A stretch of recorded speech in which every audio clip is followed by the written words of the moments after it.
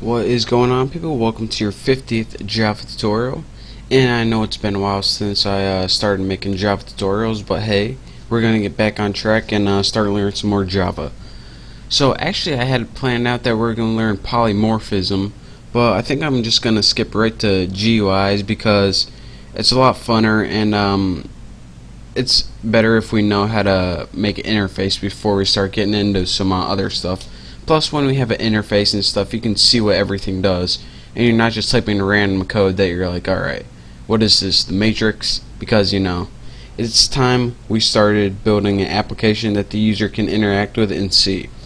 So, if you don't know what a GUI is, or some people call it a GUI, it's a graphical user interface.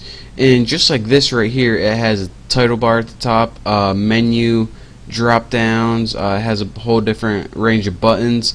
And that's what we're going to be making instead of this right here where it's like the matrix style, because I mean, come on, it's 2009 if you're watching this tutorial in 2009, that is. So let's go ahead and get started.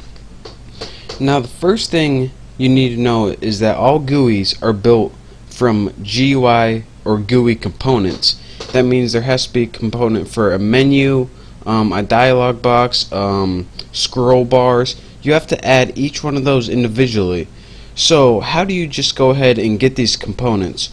Well, actually, Java has a built-in class that stores all the components you need. You just need to tell it where to put it and what to do with it. And they are created using different methods. And the methods you use to create this in the class is called the JOptionPane class. Now, like I said, this class is built into Java, so anytime you want to make a button, all you need to do is call it from the class. And there are different ways to do this, but this is the easiest way. So in order to get all those buttons and toolbars and everything, we first need to import the entire class. So let's go ahead and before your even class right here, just go ahead and put import javax dot swing dot j option pane, and make sure you type the J and the O capital option pane, and just like that. And now we're getting a little error that says the import java JOptionPane pane is never used. So let's go ahead and fix that by using some stuff right now. So now we imported the class, which means we have access to all the crap in it. So let's start using some of that crap. The first thing we're going to want to do is set two variables. By the way, I'm going to build a program where you enter a number in one box and then click OK, you enter a number in another, click OK, and the end box, the third one, shows your answer. You'll see in a little bit.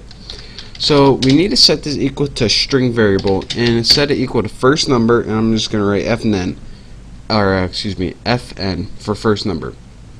Now what you need to do is call the class, which is JOptionPane, use your period or dot separator, and the method for an input dialog is show input, if you couldn't tell by these 100 pop-up things that pop up, dialog. And it's going to take one parameter right here, and this is the message.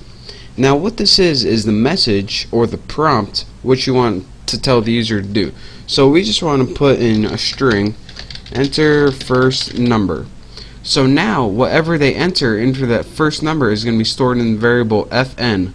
So now we need a second number, so let's go ahead and copy this, press enter, paste it, and let's just set string second number, and we'll just put enter second number right there. Make sure I got my whatever it's called, semicolon, and let's go ahead and move this over here because just because I feel like it.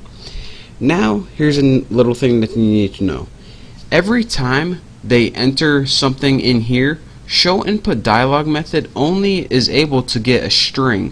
So we can't add strings. Strings are pretty much letters and numbers that it doesn't see as a number.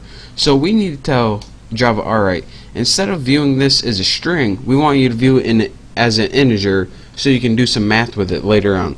So what we need to do is convert these variables to integers. So this has nothing to do with JOptionPane. This is just Java right here. So Java int num1 equals integer dot parse int, And what this does is convert whatever I type into here and stores it as an integer in num1. So I want to put fn, and what this does is take the string, which say it's 5, and converts it into the number 5. So now let's go ahead and do this for num2. Num2, we want to take the second number we typed in and convert it to a variable called number2. So now the last thing we need to do is just show the sum. So before we even do that, let's just add the sum. Int sum equals what do we put? Num1 plus num2, no spaces. And now we got the final answer in the sum variable right here. Let's tighten that up a little bit. That's what she said. And now we can go ahead and display this. Now the box that you use to display is something called show message dialog. So let's put j option pane dot show message dialog. And this is a little different than show input dialog. Inputs for inputting, messages just for displaying. Now this method takes 4 parameters. The first one is it's a parameter where to position it, and if you put null, it positions it right in the middle of the screen. The second one is what you want to say, like for your prompt, but it isn't prompt, it's just a message. So let's put the answer is, and let's just put add sum. So it's going to be like the answer is 5 or something like that. Now the third parameter is what you want to appear on your title bar. So let's put like the title or something easy like that. And the fourth parameter you need is the message that's going to pop up. Now I'll go over this later if I got time, but for right now just put j option was it pane, then put plain underscore message, like that. And you don't need to put this last thing in quotation marks. So again, well, that's pretty much it. Let's just go ahead and run this program. I'm tired of waiting around. So let's go ahead, click OK, run it. Enter your first number, 3. Okay. Enter your second number, 5. Okay. The answer is 8. And now I can talk you through this one more time. So now once we go ahead and run this, what we're getting is this very first thing, the show input dialog, and it says enter your first number, and we're going to go ahead and enter 4, press OK. Now once we press OK, it stores that 4 in fn variable right there, and also it allows us to move on to this other show input dialog. It doesn't move on until you complete the show input dialog. So enter your second number, 6. Okay. So now what it did right here is it took that 4 and converted it to a number, and took that 6 and converted it to a number, so that you can add the 2 sums right here. And lastly, it took that show message dialog, which if I can get it back right here, and it says that null, which means position in the center of our screen. The answer is sum right here, and again that third parameter was the title, which appeared on the title bar. And that last one, you have the option of putting icons on your GUI or user interface that we built, but we're not going to put icons on here now, mostly because they're stupid. If you want to have something like an error, you can put an X on there, a warning, you put like a, I don't know, they're stupid, but we'll probably put them in next time because I'm stupid too. So but that's a real quick tutorial on how to use J option pane to make a simple graphical user interface, aka GUI. So in the next tutorial we're going to be building our GUIs and adding some more function, add some more cool buttons and stuff like that.